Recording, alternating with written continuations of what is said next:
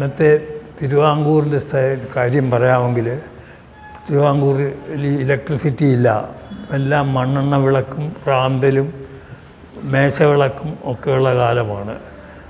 ഹോസ്റ്റലിൽ താമസിക്കാനും മറ്റും 8.5 രൂപയാണ് ഒരു മാസത്തെ ചിലവ്. ഈ ലിവിങ് വളരെ ചീപ്പാണ്. അത് ഒരു ദിവസത്തെ നോക്കാമെങ്കിൽ ഇന്നത്തെ 30 പൈസ.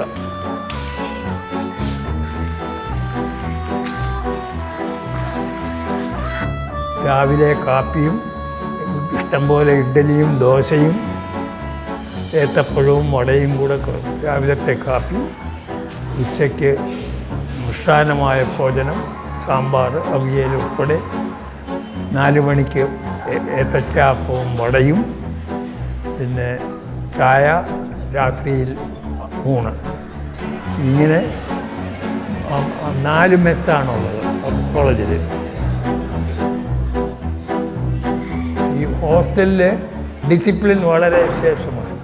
വാർഡൻ 8 മണിയാകുമ്പോൾ വിളക്കുമായിട്ട് വരുമ്പോൾ എല്ലാ കാൻഡിഡേറ്റ്സും അവരവരുടെ റൂമിൻ്റെ മുൻവശത്തിൽ നിൽക്കണം.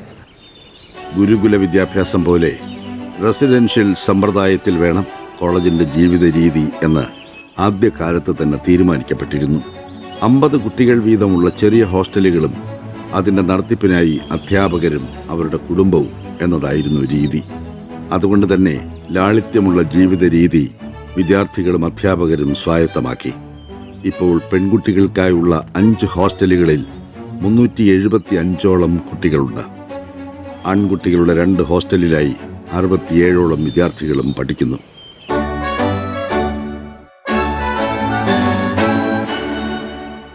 പിന്നെ ഒരു കൻറ്റീനുണ്ടായിരുന്നു. കൻറ്റീനകത്ത് ഞാൻ ആദ്യമായിട്ട് ഈ കൊക്കോ കഴിക്കുന്ന ആ കൻറ്റീനിലാണ്. അന്ന് നമ്മുടെ നാടുകളിലൊന്നും ചോക്ലേറ്റ് പോലും കടയിൽ കിട്ടാത്ത കാലങ്ങൾ. കടകളിലൊക്കെ നാരങ്ങ മിഠായും പിന്നെ കടുക് മിഠായും അല്ലാതെ വേറെ ഇല്ലാത്ത കാലത്ത് അവിടെ പോകുമ്പോഴാണ് ആദ്യമായിട്ട് കഴിക്കുന്നത്.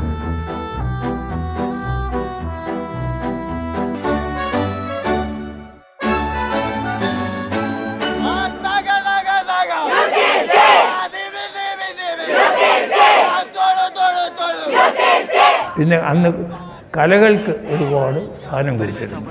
അതിൽ അന്ന് പഠിപ്പിച്ചതാണ് കൈനിക്കര കുപ്പാരപിള്ള അദ്ദേഹത്തിൻ്റെ കാൽവരിയിലെ കൽപ്പപാതകം എന്ന നാടകം. ഒരു 100 തിയേറ്ററിൽ കൂടുതൽ നടിയിട്ടുള്ളതാണ്. അത് കോളേജിൽ അഭിനയിച്ചു. ആ അഭിനയിച്ചതിൽ CJ തോമസാണ് അതിൽ നായകനായ ജൂഡാസ്. ഈ പാവപ്പെട്ട ഞാനായിരുന്നു അന്നത്തെ സ്ത്രീ പാർട്ട്. അന്ന് സ്ത്രീകൾ നാടകത്തിൽ പോകുന്നത് വളരെ കുറച്ചിലായിട്ടാണ് വെച്ചിരുന്നത്.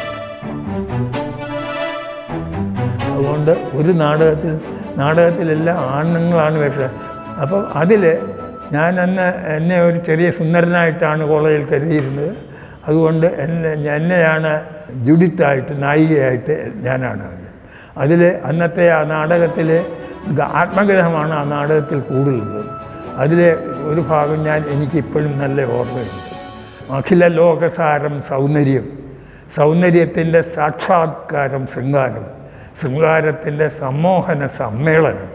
ഇത് ആത്മകഥം പറഞ്ഞു കഴിഞ്ഞാൽ വലിയ കയ്യടിയും വലിയ എന്നെ ഒരുപാട് അഭിനന്ദിക്കുക.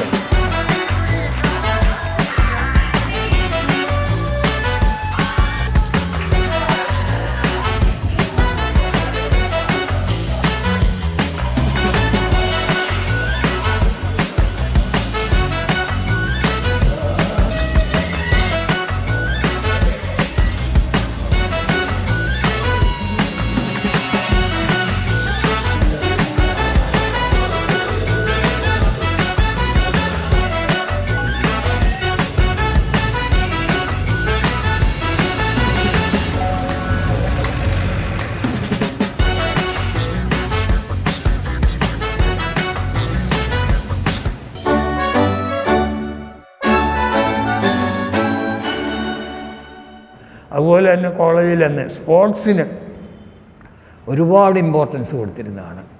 അതിലാണ് പ്രധാനപ്പെട്ട ഇന്നും പേരുകേട്ട മനുഷ്യനാണ് CP ആൻഡ്രൂസ് സാറ്.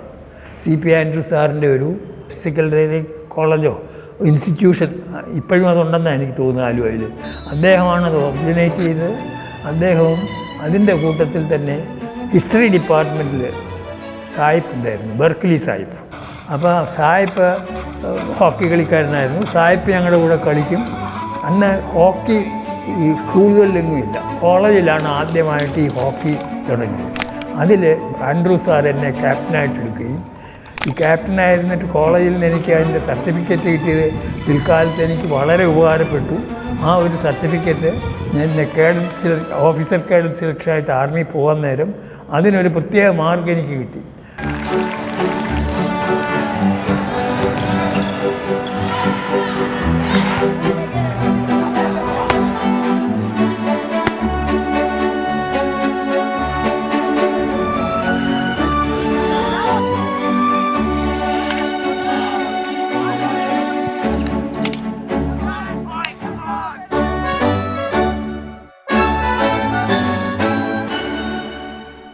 രാഷ്ട്രീയം ആദ്യത്തെ കാലത്ത് തിരുവാങ്കൂറിലെ പ്രധാനികളായിരുന്ന 3 പേരാണ് പട്ടംതാണുള്ള C Kesavan, T M Varghese.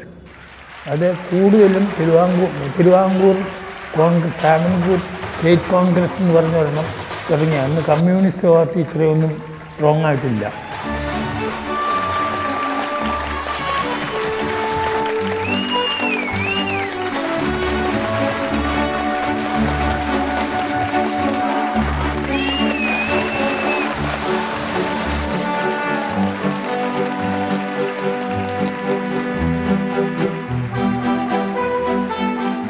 ഈ കോളേജിൻ്റെ ശ്രേയസ്സിന് വേണ്ടി ഞാൻ കുറേ കൂടെ ജീവിച്ചിരുന്ന് കാണാൻ എനിക്ക് ആഗ്രഹമുണ്ട്.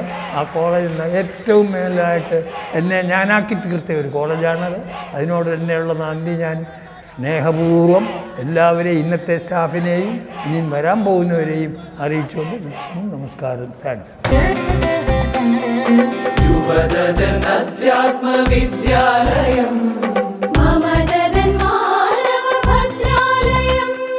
ഹരിതം ഹരിതരസിതം ഹർഷഭരിതം വിദ്യാർത്ഥി ജീവിതം. ഹരിതം ഹരിതം രസിതം രസിതം ഹർഷഭരിതം വിദ്യാർത്ഥി ജീവിതം. മഹാഗണിതം അബ്ദുൽ കലാമിതം അശോകാങ്കണ സങ്കേതം. വിജ്ഞാനധാത്രി യൂസി കേരള വിശ്വഭാരതി യൂസി. വിജ്ഞാനധാത്രി യൂസി കേരള വിശ്വഭാരതി യൂസി.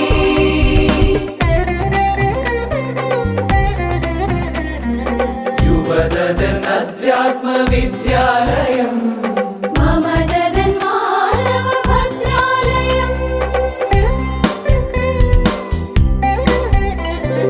ടാഗോർ കവാടം കടന്നു വന്നിവർ രാഗഗീതാഞ്ജലി ആലപിച്ചു. ഗരിസനി പകരി കരി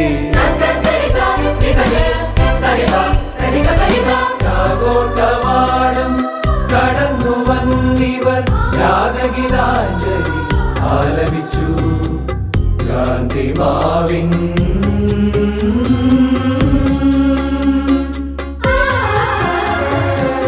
ഗാന്ധിമാവിൻ ത്യാഗത്തണലിൽ ശാന്തി പാഠങ്ങൾ അഭ്യസിച്ചു.